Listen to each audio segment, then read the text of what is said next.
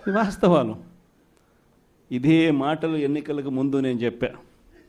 చంద్రబాబు నాయుడు నమ్మడం అంటే చంద్రముఖిని నిద్ర లేపడమే అని.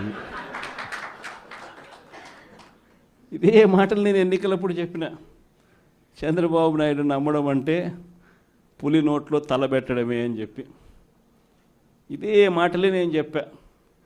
మేనిఫెస్టో ప్రజెంటేషన్ చేసేటప్పుడు ఇక్కడే ఇలా నిల్చుని ఇలా మేనిఫెస్టోని ఇలా చూపించా.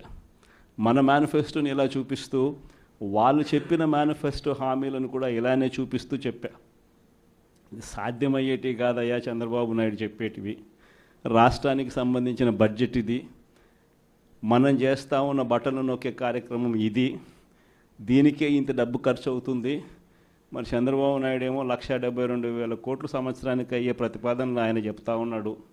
సూపర్ 6లు మోసము, సూపర్ 7లు మోసము అని చెప్పి చెబుతూ మనమేం చేయగలుగుతాము అన్నది కూడా ప్రజలకు అర్థమయ్యేట్టుగా కూడా మేనిఫెస్టో సందర్భంగా కూడా చెప్పడం జరిగింది.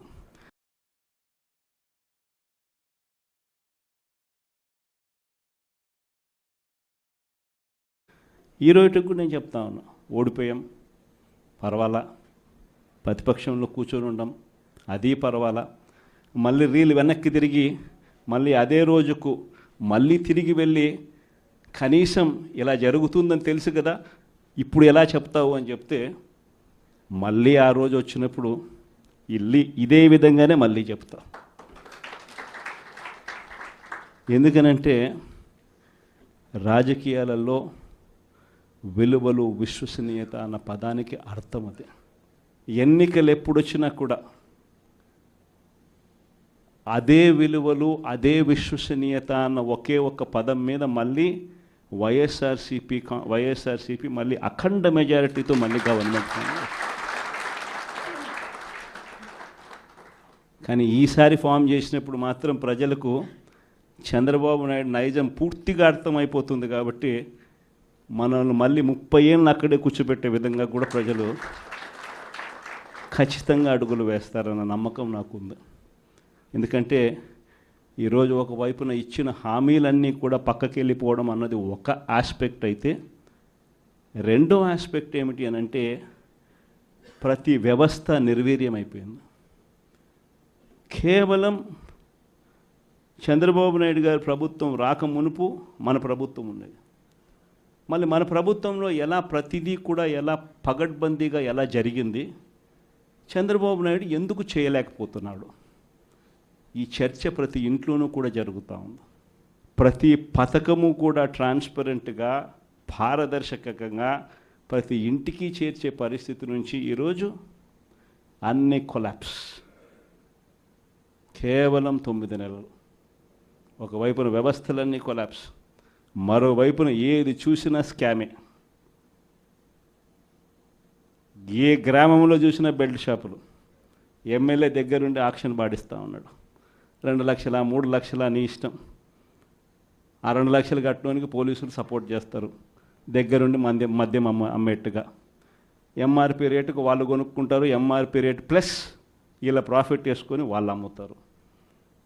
ఏ గ్రామంలో చూసినా కూడా, ఏ బంకులో కూడా ఈరోజు మద్యమే కనిపిస్తూ ఉంది. మొట్టమొదటిసారిగా గవర్నమెంట్ నడుపుతా ఉన్న మద్యం షాపులను తీసేసి ప్రైవేట్ వాళ్ళని తీసుకొచ్చేసినారు. ఇసుక ఎక్కడ పడితే అక్కడ డబల్ ద రేటుకి అమ్ముతూ ఉన్నారు. ప్రతి నియోజకవర్గంలోని ప్యాకాట క్లబ్బులు ఎక్కడ పడితే అక్కడ కనిపిస్తూ ఉన్నాయి. ప్రతి నియోజకవర్గంలో ఏ పని జరగాలన్నా కూడా, ఫ్యాక్టరీ నడపాలన్నా, ఆ నియోజకవర్గంలో మైన్ ఒకవేళ చేస్తూ ఉంటే చేసుకోవాలన్నా, ఏదైనా కూడా నాకింత నీకింత అని ఎమ్మెల్యే దగ్గర నుంచి మొదలైతే చంద్రబాబు నాయుడు దాకా పంచుకోవడాలి. ఇవన్నీ కూడా ఏ స్థాయిలో జరుగుతూ ఉన్నాయనంటే, నిజంగా ఈరోజు వైఎస్ఆర్సీపీ పార్టీ కానీ, వైఎస్ఆర్సీపీ ఎమ్మెల్యేలు కానీ ఈరోజు నిజంగా చాలా మంచోళ్ళ కింద కనిపిస్తూ ఉన్నారు ప్రజలకు. ఆ స్థాయిలో కేవలం 9 నెలల కాలంలోనే ఇంత దారుణంగా పడిపోయినాయి. ఇవన్నీ కూడా ఎందుకు నేను చెప్తా ఉన్నాను అని అంటే, ఈరోజు కష్టాలు అనేటివి వస్తాయి.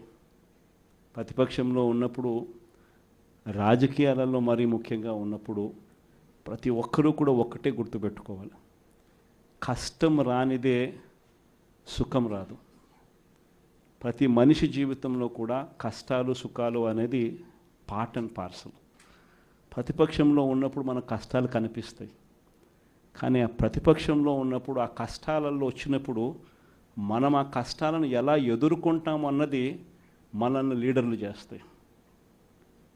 కష్టం వచ్చినప్పుడు మన క్యారెక్టర్ను మనం అమ్మేసుకుంటే, మన వ్యక్తిత్వాన్ని మనం అమ్మేసుకుంటే, ఒక్కసారి బాటిల్లో ఉన్న నీళ్ళు బాటిల్లో ఉంటే బాటిల్లో నీళ్ళు తాగుతాం, బాటిల్లో ఉన్న నీళ్ళు ఒక్కసారి ఇలా పడేసినామనంటే భూమిలోకి పడిపోతాయి, మళ్ళీ ఏరుకోలేం.